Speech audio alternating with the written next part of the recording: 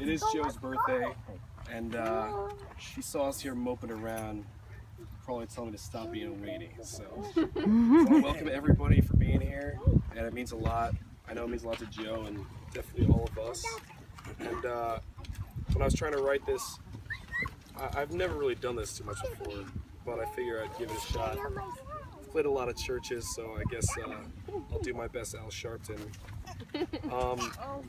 One story that is one of my favorite Bible stories is the story of Job, because it's a story that seems kind of sad at the beginning, but in the end is really a happy story, and a story about devotion in life.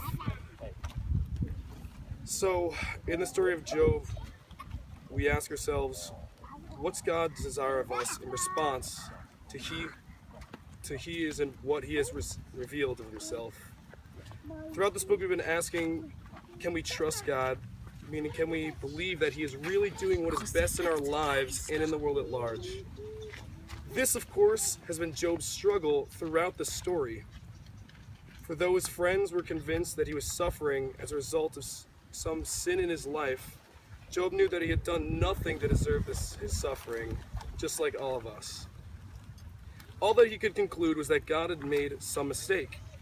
What we've seen in Job's story is that God had not made any mistake. Instead, Job's suffering has shown that there were places in his life where he did not actually trust God. His story exposed places in his faith in the goodness and justice of God was weak.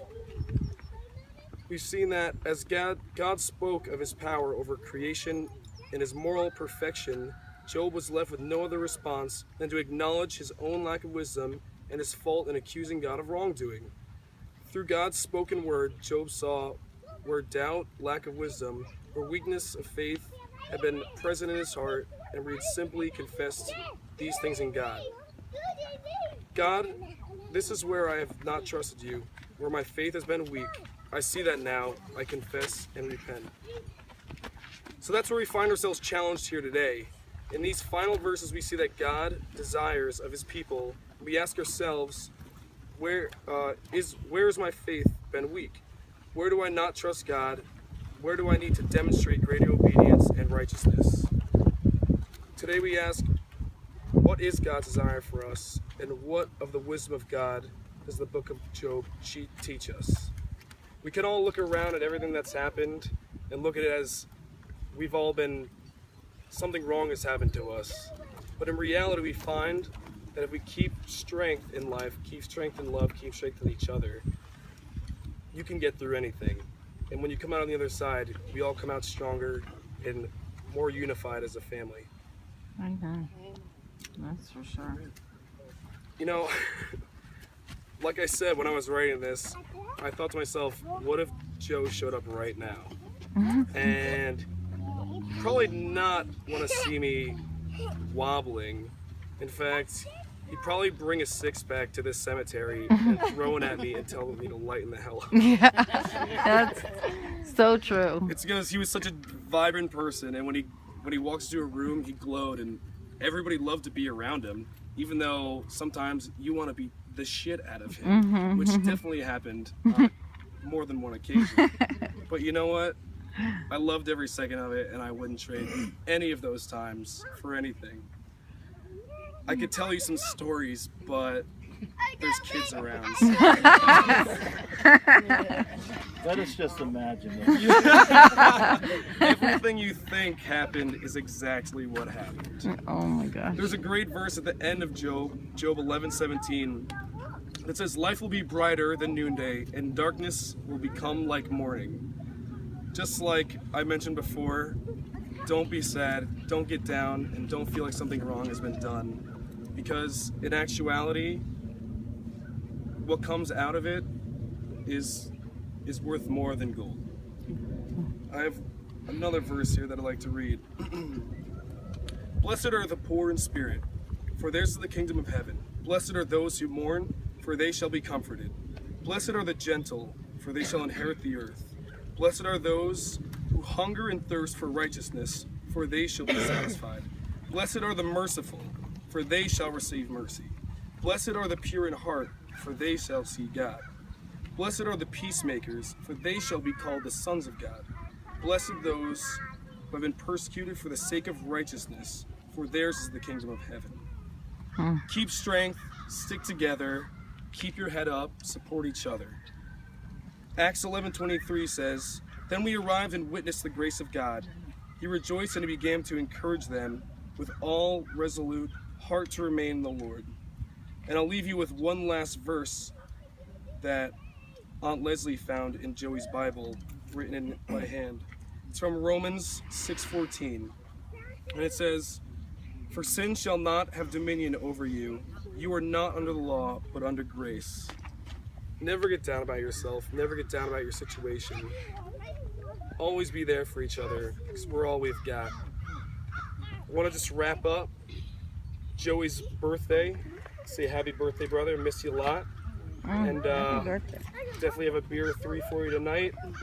We always keep you in mind. We miss having you around. Days and nights out are not the same without you, buddy. And I think about you every day. Love you, man. Amen. Before we end, How did you go from one beer to three without two? What happened? We shared it. Yeah. There's kids around. Yeah. I learned a couple of things from Joe. I guess. That was really beautiful.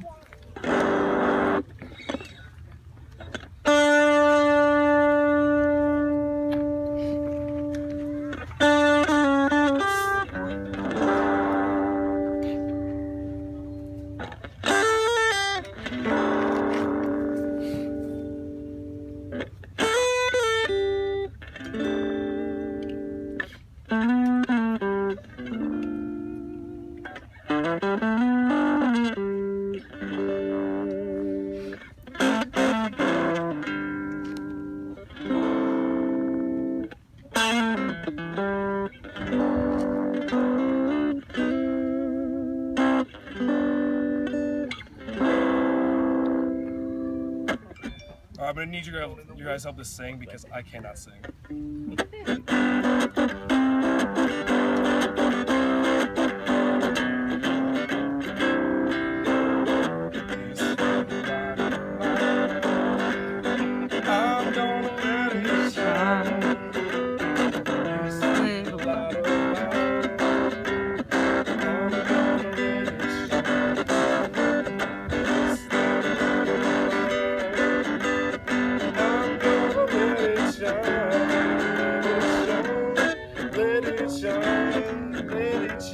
I'm serious, you better sing. Cordy, go over and sing.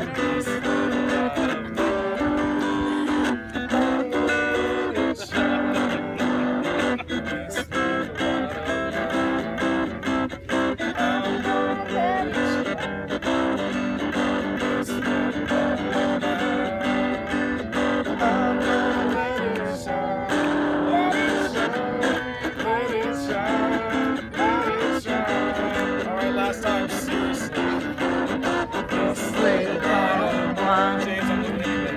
I'm gonna let it shine. This little bottle of wine. Oh, I thought it was a bottle of wine. This little bottle of wine. I'm gonna let it shine. Let it shine.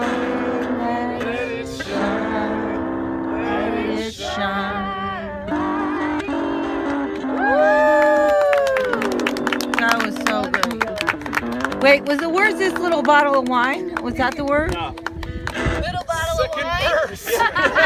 Second stanza. Isn't that?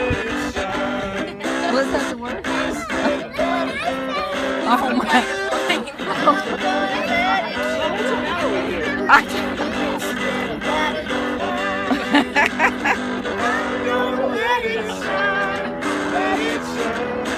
Let it shine, let it shine. Woohoo! Happy birthday, Joe. That was awesome. We love you, bud.